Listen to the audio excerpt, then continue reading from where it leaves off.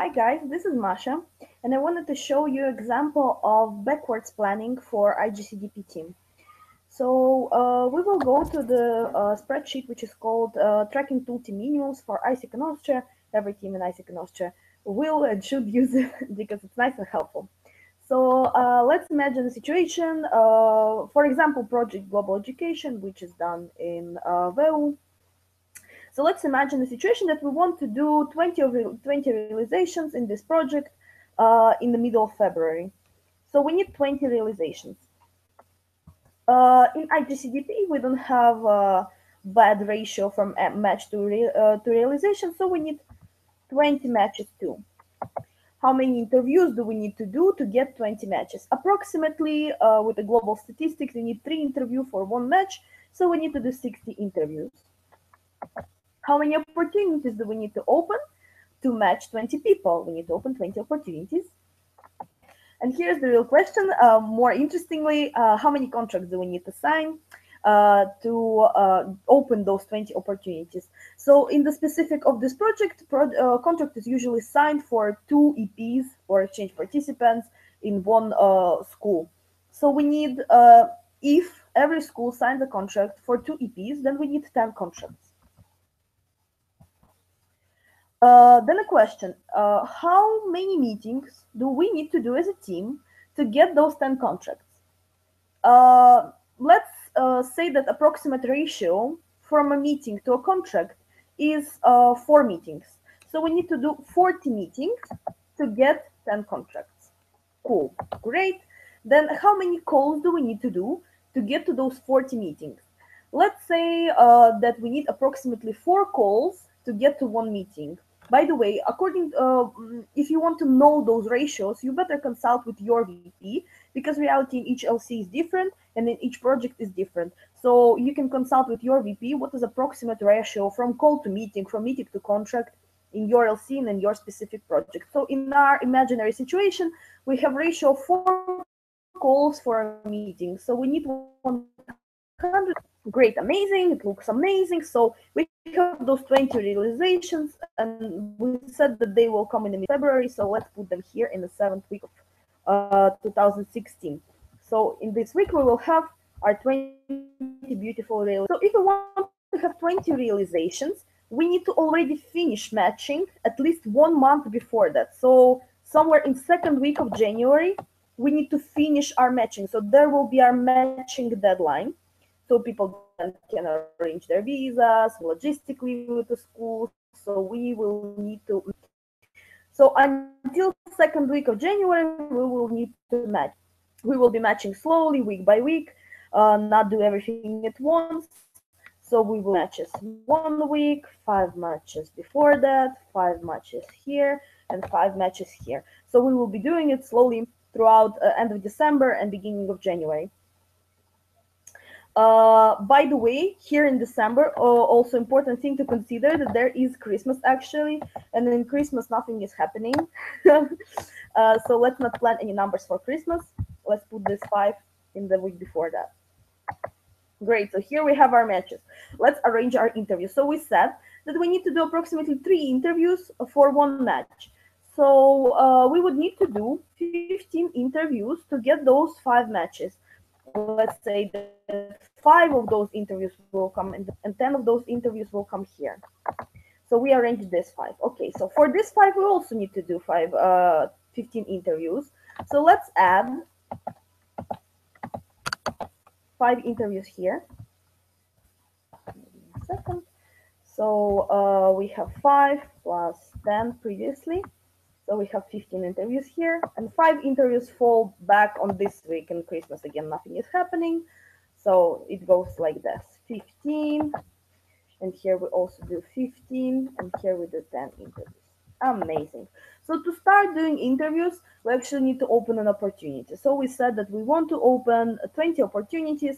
We cannot open opportunities until we start selling, because we need to actually be sure that we open this opportunity because we are sure that we can provide a job description for an EP, that we have money to arrange their accommodation, and we are sure that we are fulfilling all of the minimal standards.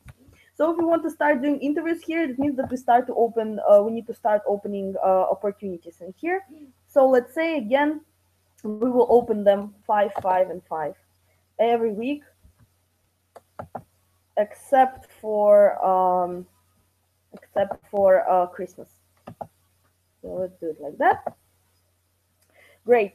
So then there's a question. Okay, we want to open opportunities. To open the 5 opportunities, I need to be sure that I can actually provide for 5 EPs. So we need to have contracts. So to know how many people I match, I need to know already that I have money and job for all of them. So that means that actually by the end of Christmas, by Christmas, we already need to sell everything, because here we need to continue with matching. We need to already start matching people. So it means that we already need to sign all the contracts. We said that we need 10 contracts. Let's arrange them in a timeline.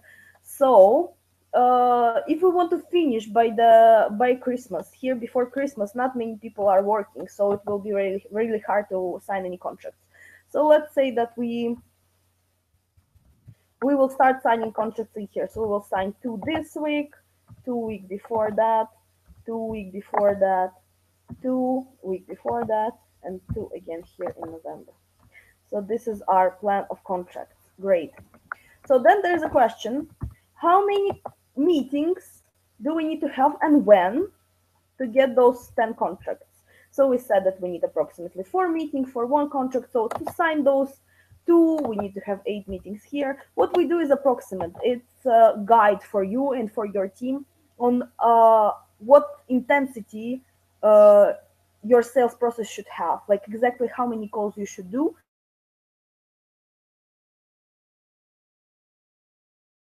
Plan your goal or not.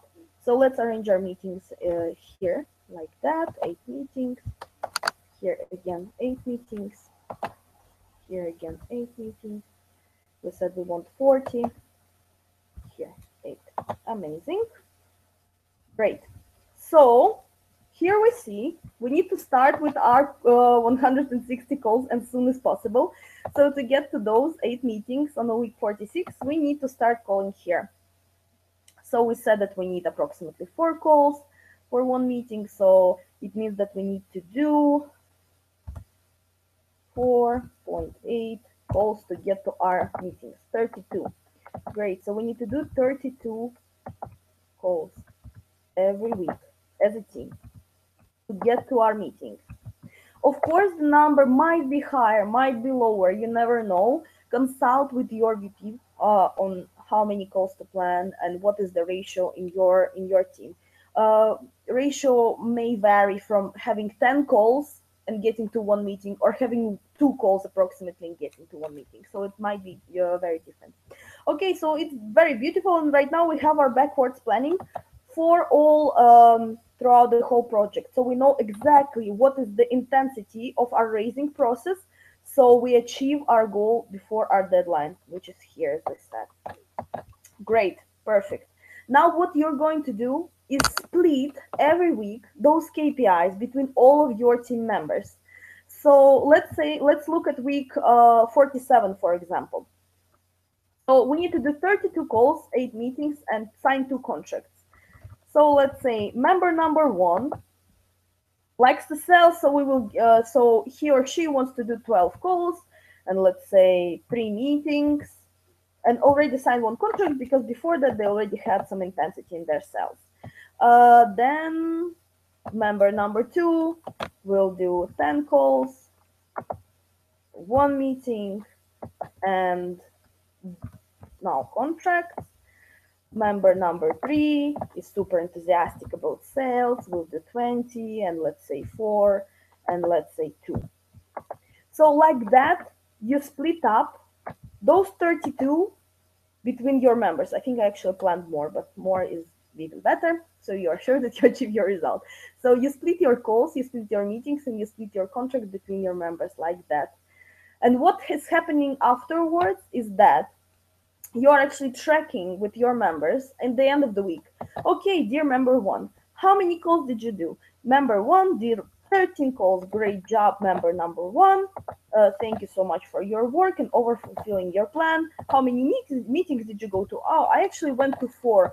perfect job, thank you so much. And how many contracts did you sign? I signed 2. Amazing job, member number 1. You have a chocolate from me, and like that. And then member number 2, let's say, did 8 calls and didn't sign, didn't have any meeting and didn't have any contract. So then you can ask member number 2, hey, dear member number 2, what is your problem and how I can help you to go from a call to a meeting.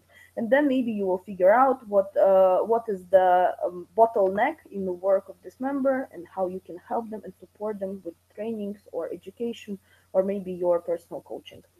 Thank you so much. I hope it helps. See you soon.